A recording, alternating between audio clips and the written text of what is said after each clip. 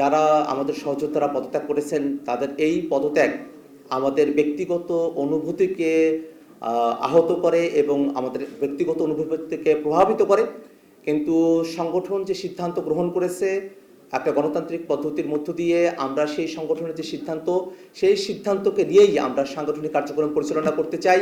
এবং যারা পদত্যাগ করেছেন তারা আমাদের কাছে তাদের পদত্যাগের পত্রটা জমা দিয়েছেন এবং আমরা এখনো পর্যন্ত অফিসিয়ালি সেটা গ্রহণও করি নাই।